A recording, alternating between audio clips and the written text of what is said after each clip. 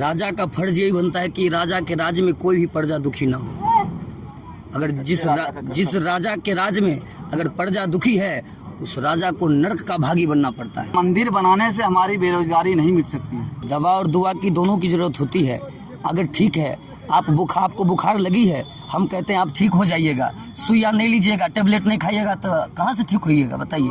हम दुआ देते हैं कि आप राजा बन जाइएगा, आप मोदी जी का पीए बन जाइए, बनिएगा? कभी नहीं बनिएगा। दुआ से क्या होता है? बुखार लगने पर टेबलेट खाइएगा तब इलाज होगी कि आप, हम कह देंगे कि आप ठीक हो जाइएगा, तो बेबूत लगाइए मेरा, ठीक हो जाइए। अरे जेल बे में भैले जेकर जनमवा, सुन ले हौवा जादो जी के नामवा। गंगा जी में हम लोग भी डुबकी लगाते हैं, क्या हो गया? गंगा जी में डुबकी लगाने से पाप धुल जाएगा? आप, जनता आपको श्राप दे रही है मोदी जी, आप गंगा में डुबकी लगाइए चाहे जमुना में। क्या पुलवामा हमला जो हुआ था उसमें बताइए, मंगलसूत्र किन्हीं का छिनाया था कि नहीं छिनाया था? जिस नेता को एक बार सत्ता में आने के बाद उसको दूसरी बार वोट मांगना पड़ जाए, समझ जाइए वो गद्दार नेता है। उनका गारंटी सिर्फ झूठा है। उन्हें गारंटी उन्होंने दिया था कि 2 करोड़ प्रति वर्ष रोजगार देना है, क्या अभी तक मिला? दोस्तों नमस्कार, इस वक्त हम उपस्थित हैं बिथान में, और आज जो है तेजस्वी जी ने अपने जनसभा को संबोधित किया। संजय कुमार कुशवाहा जी भी जो है ये यहाँ पर आए, लोगों से मिलने आए, बातचीत करने आए। तो यहाँ कुछ लोग हैं, इनसे जानते हैं तेजस्वी जी का क्या कहना है, और आज जो जनसभा में बोले क्या कुछ बोल के गए, और जो है बिथान का माहौल क्या कहता है। तो हमारे साथ रामदयाल जी हैं, इनके नाम से कोई अछूते हैं नहीं, सभी कोई जानते हैं, बच्चे से लेकर बूढ़े तक, और इनका घर भी जो है बिथान में ही है।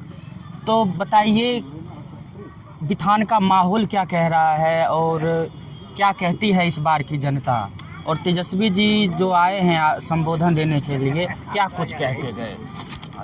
हाँ देखिए, आदरणीय तेजस्वी प्रसाद यादव जी जो भी बात कहे हैं, बड़ी सुंदर बात कहे, अच्छी बात है। जैसे कि उन्होंने ये भी कहा कि अगर हमारी सरकार बन गई तो हर साल, जैसे मोदी जी बोले थे कि 2 करोड़ युवाओं को रोज़गार देंगे, लेकिन अभी तक उन्होंने दिया नहीं। लेकिन हमारे आदरणीय नेताजी बोले कि अगर हमारी सरकार बनी तो निश्चित तौर पर हम 2 करोड़ युवाओं को हर साल रोज़गार देंगे।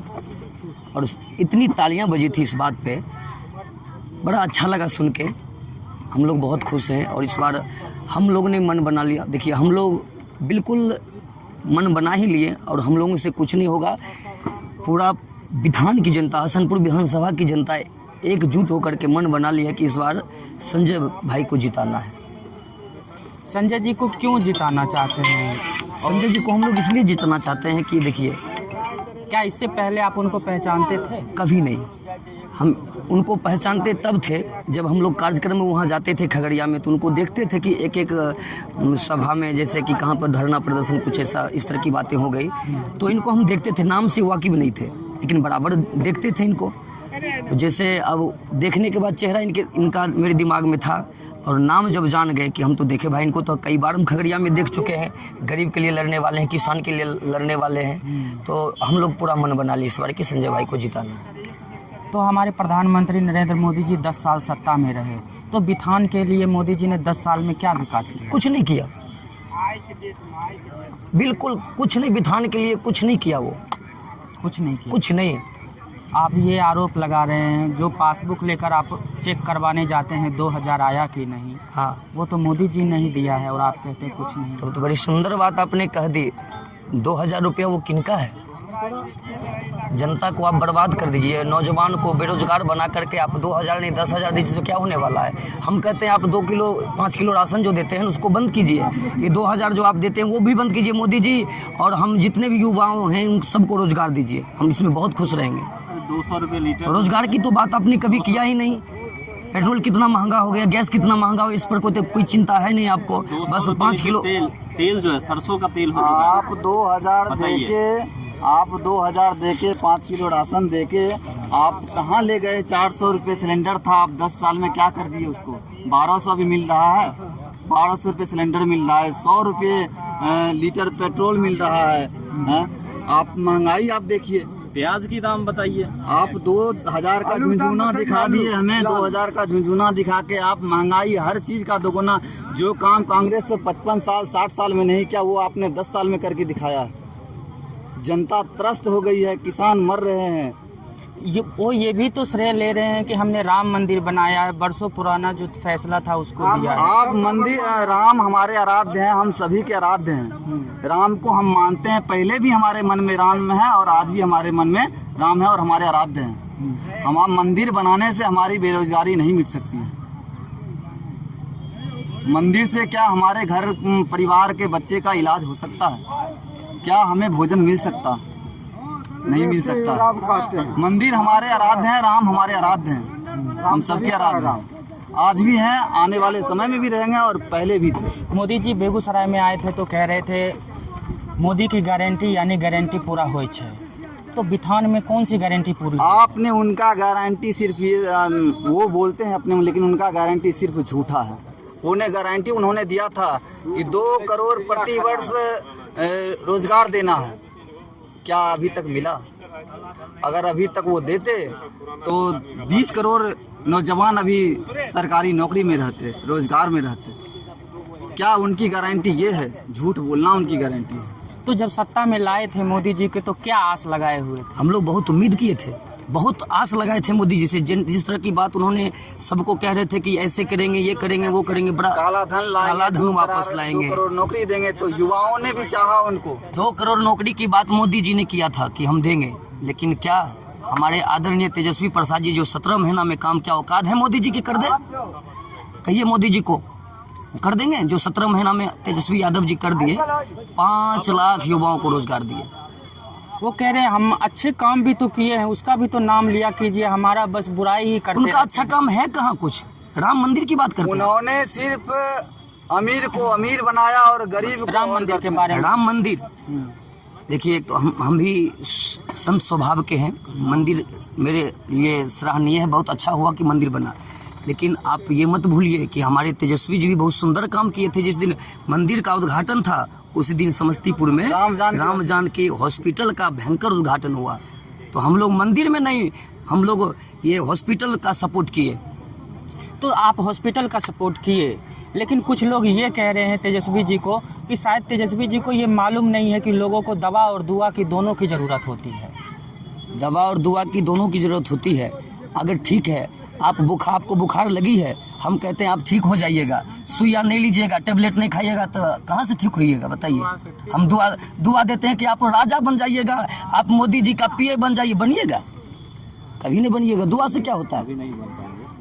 बुखार लगने पर टेबलेट खाइएगा तब इलाज होगी कि आप, हम कह देंगे कि आप ठीक हो जाइएगा, तो बेबूत लगाइए मेरा, ठीक हो जाइए।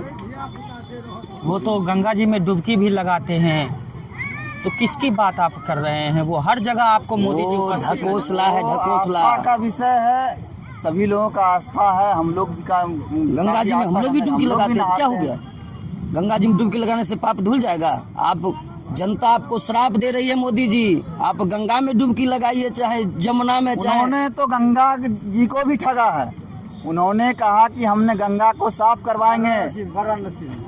आपने सुना होगा, मीडिया के भाई, आपने सुना होगा कि उन्होंने बोला था। तो आप जो है एक भजन में जो है किस राजा की बात कर रहे थे कि राजा का फर्ज क्या बनता है? कहा मालकिन अपने देश पर दुश्मन आक्रमण कर दिया है, राजा होने के नाते मालकिन राजा साहब का फर्ज बनता है कि अगर हमारे देश पर कोई भी विपत्ति आए तो सबसे पहले राजा का कदम आगे होना चाहिए। इसलिए मालकिन जल्दी कहिए राजा साहब को चलेंगे लड़ाई के मैदान में। नहीं तो जुल्म हो जाएगा, प्रलय हो जाएगा। राजा होने के नाते आपका फर्ज बनता है कि अगर हमारे देश पर कोई भी विपत्ति है तो सबसे पहले आपका कदम आगे होना चाहिए। राजा का फर्ज यही बनता है कि राजा के राज्य में कोई भी प्रजा दुखी ना हो।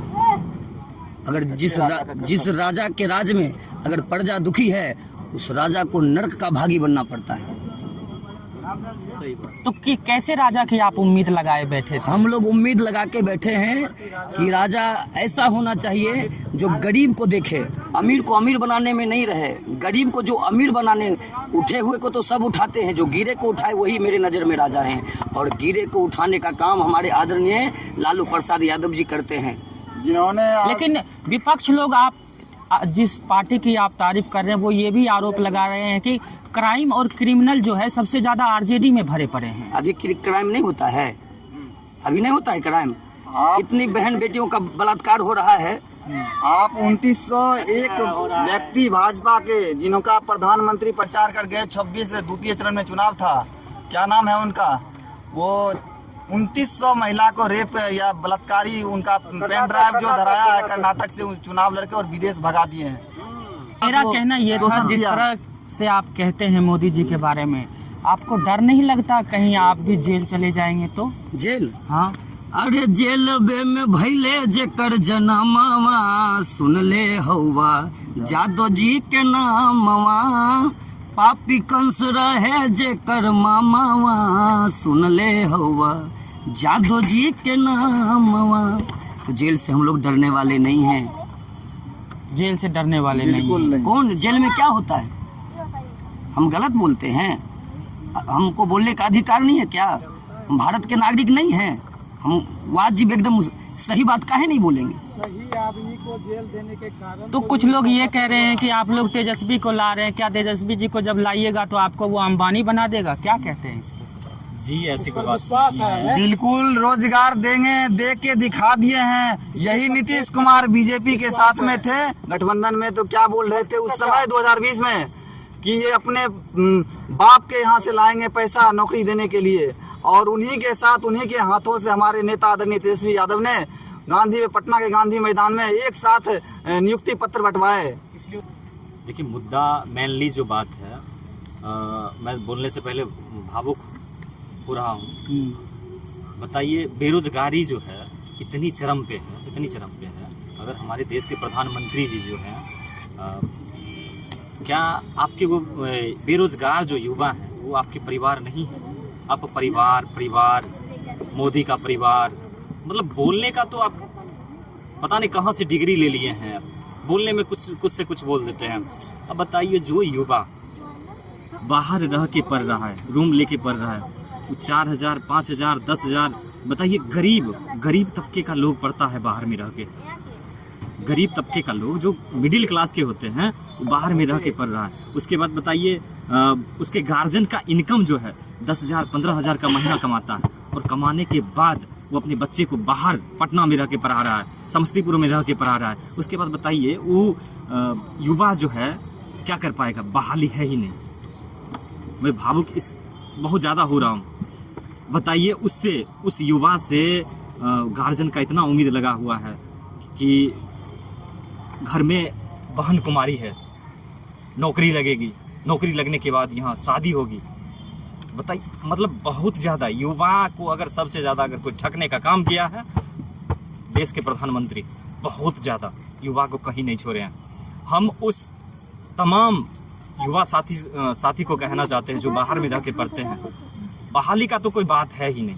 बहाली का मुद्दा, बहाली का वो बात कर भी नहीं करते। कहीं भी आते हैं, देश के प्रधानमंत्री हैं, वो कहीं भी जाएं, अपने काम के बारे में बात करें। राम मंदिर, 5 किलो अनाज दिए। बताइए, उनका मैनिफेस्टो एक जारी हुआ है, उनका मैनिफेस्टो हमने देखा। उस मैनिफेस्टो में सबसे ज़्यादा ऊपर का जो लाइन है उसमें 5 किलो राशन का है। 4.5 किलो। बताइए, राशन कांग्रेस की सरकार में नहीं मिलती थी। हमें तो अभी जो है वो देशवासियों को फ्री खाने की आदत डलवा दी है।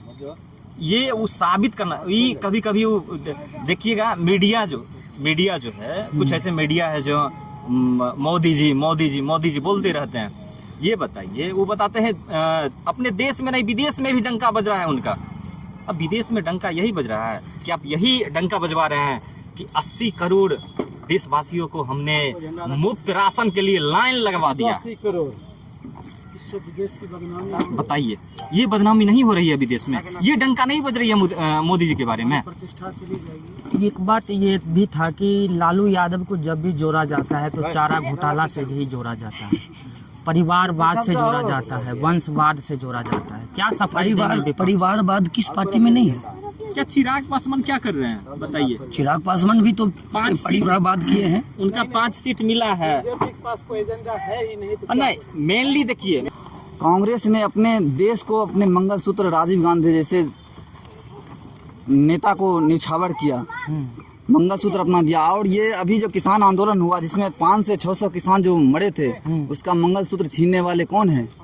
ये बीजेपी के लोग हैं। एक चीज और, एक सवाल किसान के सामने जाकर नहीं बात किए वो। और आपने मणिपुर की घटना सुना होगा, उस मंगलसूत्र का क्या हुआ जो पूरा देश देखा, नग्न महिला को जो, उस मंगलसूत्र का क्या हुआ? एक शब्द नहीं निकला आदरणीय प्रधानमंत्री मोदी के, नरेंद्र मोदी जी के जुबान से। क्या आप उम्मीद कर रहे थे कि नरेंद्र मोदी जी इस स्तर तक भी गिर सकते हैं कभी? बताए तो बिल्कुल कभी ऐसा उम्मीद तो नहीं कर रहे थे, कभी नहीं। काहे कि हमारे देश के प्रधानमंत्री, देखिए एक चीज़ है, अब बताइए, देश के प्रधानमंत्री हैं, हम युवा हैं, वो जो बोलेंगे हम सुनेंगे, अच्छी बातें को सीखेंगे। हमें ये उम्मीद रहेगी ना कि हमारे देश के प्रधानमंत्री है कि अच्छी बातों को रखें। एक चीज़ बताइए, मुद्दा की जो बात है, मुद्दा की अगर बात करते हैं, वो मंगलसूत्र की बात आप बहुत अच्छे बोले हैं। क्या पुलवामा हमला जो हुआ था उसमें बताइए मंगलसूत्र किन्हीं का छिनाया था कि नहीं छिनाया था? एक जवान शहीद, देश के जवान शहीद की बीबी, बाल बच्चा, बताइए कैसे रहता होगा? इस मुद्दा की बात करें ना आके, आप कैसे लॉकडाउन में भी आप लोगों ने मोदी जी के लिए बहुत कुछ किया, ताली बजाया, थाली बजाया, टॉर्च भी जलाया। वो कह रहे हैं वो तो आप कर दे रहे हैं, लेकिन जो आप कह रहे हैं वो मोदी जी कर रहे हैं कि नहीं, ये बताइए हमको। अगर आज मोदी जी करते ना, जिस नेता को एक बार सत्ता में आने के बाद उसको दूसरी बार वोट मांगना पड़ जाए, समझ जाइए वो गद्दार नेता है। आप ऐसा काम कीजिए कि आपके चुनाव चिन्ह के लिए लोग ललायित रहे कि फलना मोदी जी का चुनाव चिन्ह क्या आएगा, उन्होंने बढ़िया काम किया। इसका मतलब आप गद्दार नेता हैं, जो आपको 5 साल 10 साल सत्ता में रहने के बावजूद भी आपको प्रचार करना पड़ता है।